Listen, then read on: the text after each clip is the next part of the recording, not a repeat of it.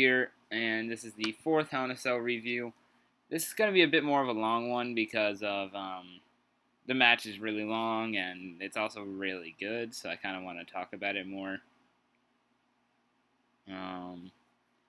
It would be Triple H with Stephanie McMahon versus Cactus Jack or Mick Foley for the WWF Heavyweight title at No Way Out 2000. And oh, this match was so good. Why is Mick Foley so good at Hell in a Cell matches? 1998 got a 4.5 star by Dave Meltzer, and I believe this got a 4-star. And pretty much any match that Foley's like actually wrestled in, it seems to just be amazing. So,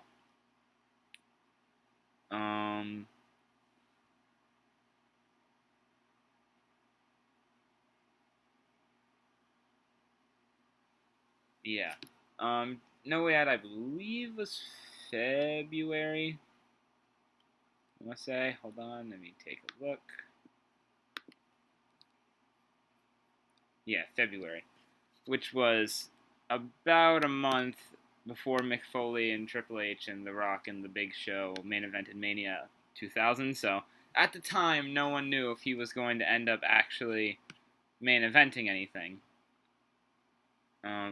That's a match I'll have to look into, possibly giving a little bit of a review on another time, because that is beautiful. The number one contenders match between Hardy Boys and Edge and Christian. Oh, that looks so good. Anyway, now on to the main event of the night.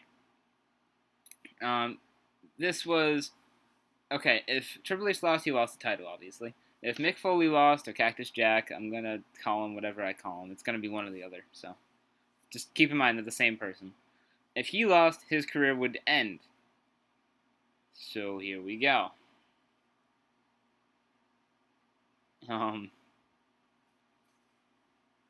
was a question of how violent Cactus Jack would get after the hellacious Hell in a Cell back in King of the Ring 2 years earlier. He promised to fly off the top of the cage again. Oh, God.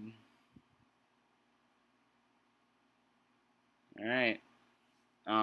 When they both came out, they started with a brawl, and Cactus kept looking under the ring for a weapon. Triple H then hit a facebuster, but he gets backdropped to the floor. Jack grabs a chair, but gets knocked off the apron onto the mesh. Ow. He takes a nasty spill over the stairs and bangs his knee. Ow. Hunter picks up the steps and then chucks him into Mick Foley's face. He then staggers back into the ring and gets hit with a few chair shots, including a particularly really bad one. He gets Triple H goes for the pin, which gets a 2 count. Hez then begs Hunter for more, but punches him on a charge. I'm not even gonna guess what that is. He also then Cactus Jack then sets up a DDT on a chair for 2. A Russian leg sweep on the chair gets 2 more. The heck was that? Anyway. Sorry, I heard a noise. After that, Cactus Jack charges, but Hunter toe holds him into a chair a la Raven. To the floor again. Hunter sets up for the pedigree on the steps, but Cactus immediately scoops the legs and catapults him into the mesh. And then here comes the blood. It's the Attitude Era. It's Triple H and Mick Foley. There will be blood.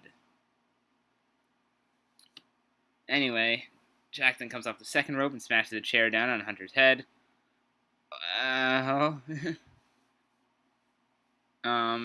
Mick Foley then launches the steps at Hunter, but he ducks out of the way.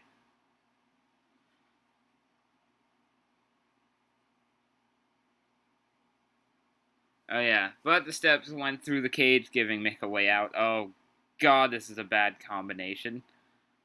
He then tosses Hunter, who is now a bloody mess, through the ripped cage, then sets up a pile driver on the announce table, which does not give.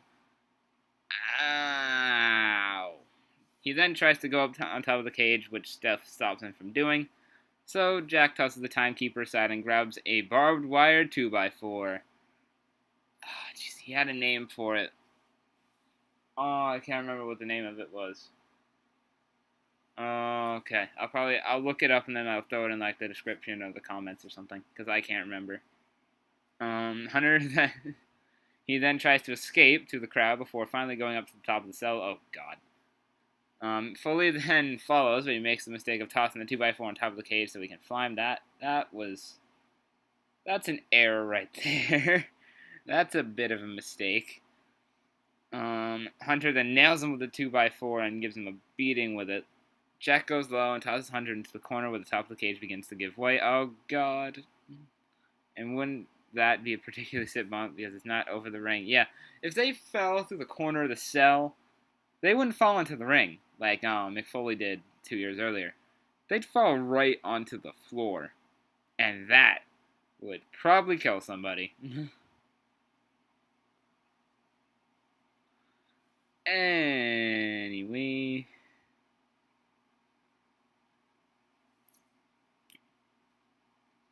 Wait. Oh, I missed something. Oh, I'm sorry.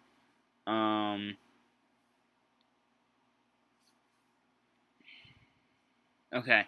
What happened when Cactus Jack tossed the 2x4 on top of the cage? Hunter took it and then rakes the barbed wire across Jack's face, which sends him off the cell through the announce table. JR went insane because that's what he does. And then Cactus Jack then throws chairs up. And then, like I said before, Hunter nails him with a 2x4 and then beats him with it. Anyway, after what I said earlier, Jack pulls him back into the center of the top of the cell and suplexes him. Suddenly he gets a gleam in his eye. Oh no. Oh no. Yeah. Jack then grabs the... Oh no. Yeah, he grabs the 2x4 and then lights it on fire.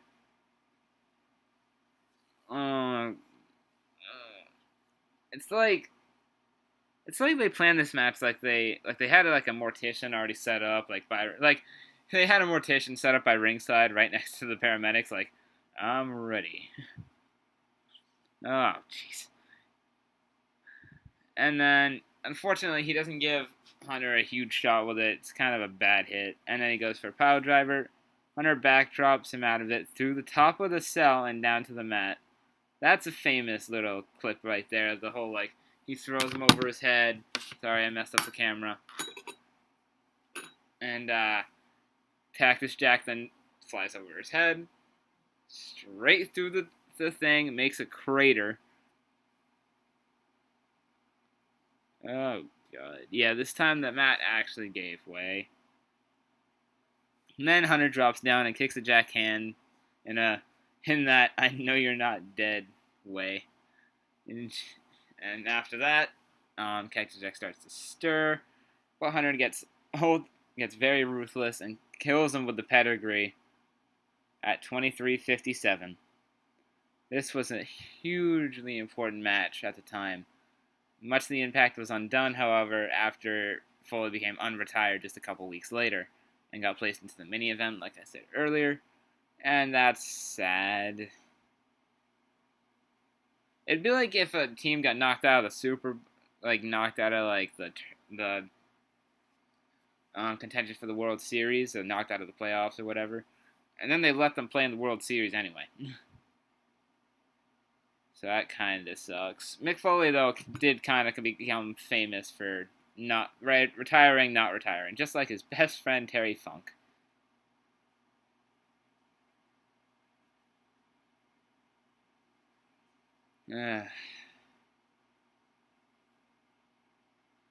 I will say that a lot of people think of it as the second best Hell in a Cell after the first one. I honestly prefer King of the Ring, just because it's a lot more death-defying, especially with the not planned parts. And this would have been a perfect match for Mick to retire with, but of course he didn't, which is kind of disappointing. So, what do I rate this match? I'm going to give it, considering how good it was, the two people that were in it, and at the time, the stakes for it, I think I'm gonna give it like a solid like 8.5 out of 10. Which, if you did it like the star way, I believe that would mean like 4.25 stars. So that's my final rating, 8.5 out of 10. This should be uploaded on Friday. So whether I do this on the weekends, I'm not positive. I want to say I will, but I'm not sure. So if I don't be too surprised. But if I do, that'd be nice.